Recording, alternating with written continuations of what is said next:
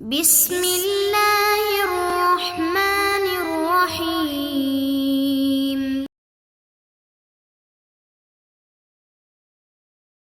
بسم اللہ الرحمن الرحیم والصلاة والسلام علی اشرف الانبیاء والمرسلین اما بعد۔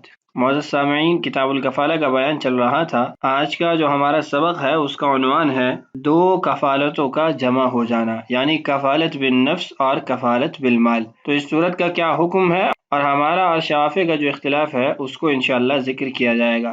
قبل اس کے کہ مسئلے کی طرف بڑھے، عبارت پڑھ لیتے ہیں۔ وَلَوْ مَاتَ الْمَكْفُولُ لَهُ فَلِلْوَصِيِّ وَالْوَارِثِ مُطَالَبَتُهُ بِهِ، أي مطالبة الكفيل بالمكفول به، فإن كفل بنفسه على أنه إن لم يوافي به غدا، أي إن لم يأت به غدا، فهو ضامن لما عليه، ولم يسلمه غدا لزمه ما عليه، خلافا للشافعي رحمه الله له إنه إيجاب المال بالشرط فلا يجوز كالبيع. قلنا إنه يشبه البيع ويشبه النذر، فإن علق بشرط غير ملائم لا يصح وبملائم يصح عملا بشبهين، ولم يبرأ من كفالة بالنفس لعدم سبب البراءة، بل إنما يبرأ إذا أدى المال، لأنه لم يبق للطالب على المكفول عنه شيء، فلا فائدة في الكفالة بالنفس، وإن مات المكفول عنه ضمن المال لوجود الشرط وهو عدم الموافاة۔ یہ ہے آج کے ہمارے سبق کی عبارت۔ اس سبق کی ابتدا اور انتہا کے اندر دو جزئیات لکھی ہیں۔ درمیان میں جو مسئلہ ہے وہ اجتماعی کفالتین کا ہے، یعنی کفالت بالنفس اور کفالت بالمال، یہ دونوں ایک عقد کے اندر، ایک معاملے کے اندر اکٹھی ہو جائیں۔ جزئی یہ ہے کہ مکفول لہو اگر مر جاتا ہے تو مکفول لہو کا وصی، جس کو اس نے وصیت کی ہو، یا پھر کوئی وارث وہ اس کفالت کا مطالبہ کرے تو اس کو یہ حق حاصل ہوگا کہ وہ کفیل سے مکفول بھی کا مطالبہ کرے۔ عبارت دیکھیے، وَلَوْ مَاتَ الْمَكْفُولُ لَهُ، اگر مکفول لہو مر جاتا ہے، فَلِلْوَصِيِّ، تو وصی کو یہ حق حاصل ہے، وَالْوَارِثِ، اور وارث کو، مُطَالَبَتُهُ بِهِ، ای مطالبۃ الکفیل بالمکفول بِهِ، کہ ان کو یہ حق حاصل ہوگا کہ وہ کفیل سے مکفول بھی کا مطالبہ کریں۔ آگے وضاحت لکھیے، ای مطالبۃ الکفیل، کفیل سے مطالبہ کرنا، بالمکفول بھی، مکفول بھی کا۔ اس کے بعد جو مسئلہ ہے اس مسئلے کو سمجھ لیجئے، اس کے بعد انشاءاللہ عبارت پڑھ کر اس کا ترجمہ کرتے ہیں۔ مسئلہ یہ ہے کہ کفیل مکفول لہو سے یہ کہے، مثلا میں کل اس شخص کو، یعنی جس کی کفالت لی ہے، تمہارے پاس لے کر آؤں گا کہ اگر میں نہ لا سکا تو میں اس بات کی ذمہ داری لیتا ہوں کہ جو تمہارا مال اس کے ذمے ہے یا جو تمہارا حق اس کے ذمے ہے اس کو میں ادا کروں گا۔ تو پہلی کفالت ذات کو حاضر کرنے کی ہے تو اس کو کفالت بالنفس کہتے ہیں، اور دوسری جو ضمانت ہے وہ مال کی ہے تو اس کو کفالت بالمال کہتے ہیں۔ یہ تو تھی صورت مسئلہ۔ اس کا حکم احناف کے نزدیک یہ ہے کہ اگر وہ اس کو کل حاضر نہ کر سکا تو اس کو مکفول لہو کا مکفول عنہ پر جو حق ہے وہ ادا کرنا پڑے گا، یعنی جو اس نے کفالت بالنفس کے ساتھ کفالت بالمال کی ضمانت دی تھی، تو اگر وہ اس شخص کو حاضر نہیں کر سکا، مکفول عنہ کو پیش نہ کر سکا، تو کفیل مکفول لہو کو اس کا حق ادا کرے گا جو مکفول عنہ کے اوپر تھا، جو اس نے اس سے لے رکھا تھا۔ امام شافعی رحمہ اللہ اس مسئلے میں احناف کے ساتھ اختلاف فرماتے ہیں۔ وہ کہتے ہیں کہ اس معاملے میں شرط سے معلق کر کے مال لازم کیا جا رہا ہے، یعنی اس نے جو مال اپنے اوپر لازم کیا وہ اس شرط پر معلق ہے کہ اگر وہ اس کو کل حاضر نہ کر سکا، تو جیسے خرید و فروخت کے معاملے میں یہ بات درست نہیں ہے، ایسے ہی کفالت کے باب میں بھی یہ بات ناجائز ہے کہ ہم اس کو مال واجب کریں، لازم کریں ایک شرط کے ساتھ۔ امام شافعی رحمہ اللہ نے یہاں پر کفالت کو خرید و فروخت کے ساتھ تشبیہ دی ہے۔ تشبیہ اس اعتبار سے دی گئی کہ خرید و فروخت میں جب خریدار سامان حاصل کرتا ہے تو اس پر قیمت واجب ہوتی ہے، اسی طرح بیچنے والا جب قیمت حاصل کر لے، یعنی مبیع دینے سے پہلے پیسے وصول کر لے، تو اس پر بھی سامان کی ادائیگی واجب ہو جاتی ہے، لازم ہو جاتی ہے۔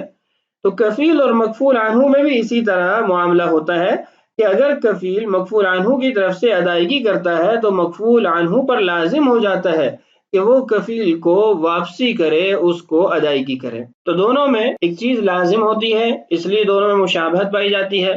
تو اس مشابہت کی وجہ سے امام شافعی رحمہ اللہ فرماتے ہیں کہ جیسے بیع کے اندر، خرید و فروخت کے اندر شرط لگا کر مال کو واجب کرنا درست نہیں ہے، یعنی بیع کے معاملے میں جو شرائط منع کی جاتی ہیں، اسی طریقے سے کفالت کے اندر بھی شرط نہیں ہوگی ہم یہ جواب دیتے ہیں کہ یہ خرید و فروخت کے معاملے کے مشابہ ہے، لیکن اس کے ساتھ یہ نظر سے بھی مشابہت رکھتی ہے۔ نظر سے اس طرح مشابہت رکھتی ہے کہ جیسے نظر میں اپنی ذات پر خود ایک چیز لازم کی جاتی ہے، ایسے ہی کفالت کے اندر بھی اپنی ذات پر خود ایک چیز لازم کی جاتی ہے۔ تو خلاصہ یہ ہوا کہ کفالت یہ جیسے خرید و فروخت کے معاملے کے ساتھ مشابہت رکھتی ہے، ایسے ہی نظر کے معاملے کے ساتھ بھی مشابہت رکھتی ہے۔ تو نظر کے اندر انسان اپنے اوپر خود ایک چیز واجب کرتا ہے جیسے کفالت میں کر رہا ہے، تو نظر میں شرط لگانا درست ہے۔ جیسے کوئی کہے کہ اگر میرا مریض شفا یاب ہو گیا تو میں 1000 روپیہ اللہ کے نام پہ دوں گا۔ اب یہاں پر اس نے نظر مانی لیکن اس کو معلق کیا شفا کے ساتھ۔ تو نظر کے باب کے اندر مال کو اپنی ذات پر شرط کے ساتھ لازم کیا جاتا ہے، تو اس لیے کفالت کے اندر بھی لازم کیا جائے گا۔ اور جب کفالت یہ بیع اور نظر دونوں سے مشابہت رکھتی ہے تو ہم نے یہ کہا کہ جو شرط ملائم عقد ہو، یعنی عقد کے مناسب ہو، اس کے جو تقاضے ہیں ان کے مخالف نہ ہو، تو اس کو ہم جائز قرار دیں گے۔ اور اگر وہ شرط ایسی ہے جو اس کے تقاضوں کے خلاف ہے یا اس کے مناسب نہیں ہے تو اس کو ہم ناجائز قرار دیں گے۔ ملائم و مناسب شرط کی جو مثال ہے وہ تو ہمارے زیر غور مسئلہ ہے کہ اگر وہ یہ کہتا ہے کہ میں اس کو نہ لا سکا تو میں اس کے پیسوں کی ادائیگی کروں گا۔ اب یہاں پر اس نے شرط لگائی ہے کفالت کے اندر، تو یہ عام طور پر لوگ اس قسم کی شرطیں لگاتے ہیں، متعارف ہے لوگوں کے اندر، اس لیے اس کو باقی رکھا جائے گا۔ ہاں البتہ جو شرائط عقد کے تقاضوں کے خلاف ہوں گی ان کا اعتبار نہیں کیا جائے گا۔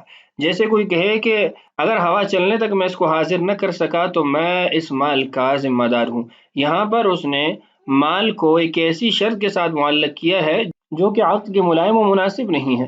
ایسے ہی وہ کہتا ہے کہ اگر کھیتی پکنے تک میں اس کو حاضر نہ کر سکا تو میں مال کا ضامن ہوں گا۔ یہاں پر بھی جو شرط لگائی جا رہی ہے وہ عقد کے مناسب نہیں ہے، ملائم نہیں ہے، بلکہ عقد کے تقاضوں کے خلاف ہے۔ تو ایسی جو شرائط ہوں گی جو عقد کے تقاضوں کے خلاف ہوں گی اس کا اعتبار نہیں کیا جائے گا۔ آئیے یہاں تک ترجمہ کر لیتے ہیں، اس کے بعد بقیہ مسئلہ سمجھیں گے۔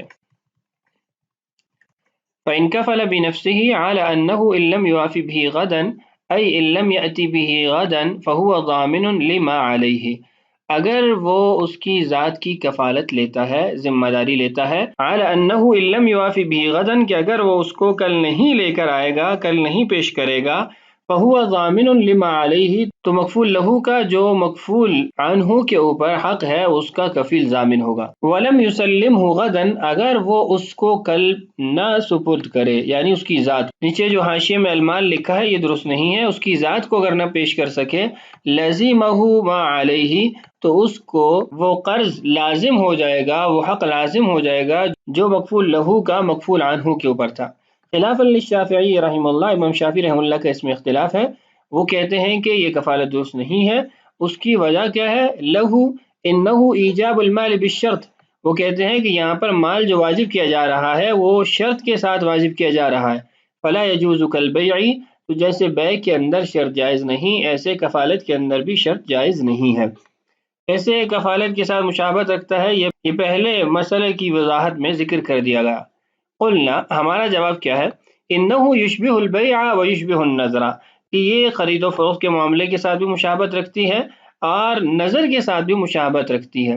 فإن علق بشرط غیر ملائم لا يصح تو اگر اس نے ایسی شرط کے ساتھ معاملے کو معلق کیا جو عقد کے تقاضوں کے خلاف ہے، جو کفالت کے تقاضوں کے خلاف ہے، تو پھر درست نہیں ہے۔ وبملائم يصح اور اگر اس کے مناسب ہو تو درست ہوگی وہ شرط، عملا بشبہین تو اس اعتبار سے دونوں شبہوں کے ساتھ یعنی بیع اور نظر ان پر عمل ہو جائے گا۔ مزید آگے مسئلہ لکھا ہے اس کو بھی سمجھ لیجئے کہ اگر وہ ضامن بن جاتا ہے تب بھی کفالت کی ذمہ داری سے سبکدوش نہیں ہوگا، یعنی اگر وہ کل نہیں لاتا اور پھر مال کی ادائیگی اس پر لازم ہو جاتی ہے تو پھر بھی کفالت بن نفس سے وہ بری نہیں ہوگا، اس لیے کہ کفالت بن نفس یہ تھی کہ وہ کل اس کو حاضر کرے گا، تو حاضر کرنا نہیں پایا گیا، یا پھر وہ مال ادا کر دے، جس چیز کا وہ ضامن بن گیا اس کو ادا کر دے، تو پھر بھی کفالت بن نفس سے بری ہو جائے گا۔ ان دو امور کے علاوہ کفالت بن نفس ختم نہیں ہوگی۔ پہلا کام وہ مکفول عنہ کو پیش کر دے، اور دوسرا یہ کہ اگر مکفول عنہ کو پیش نہیں کر سکا، جو مال اس پر لازم ہو گیا اس مال کو ادا کر دے، ان دو صورتوں میں وہ کفالت بن نفس سے بری ہوگا۔ عبارت دیکھیے، وَلَمْ يَبْرَأْ مِنْ كَفَالَةٍ بِالنَّفْسِ اس صورت کے اندر بھی جب یعنی وہ کل اس کو نہ لا سکا تو وہ کفالت بالنفس سے بری نہیں ہوگا. کیوں؟ لعدم سبب البراء، اس کے بری ہونے کا سبب ہی نہیں پایا گا. بری ہونے کا سبب یہ تھا کہ وہ اس شخص کو حاضر کرے گا، پیش کرے گا. بل انما یبرأ اذا ادى المال، اب وہ اس وقت بری ہوگا جب مال ادا کرے گا جس کا وہ ضامن بنا ہے.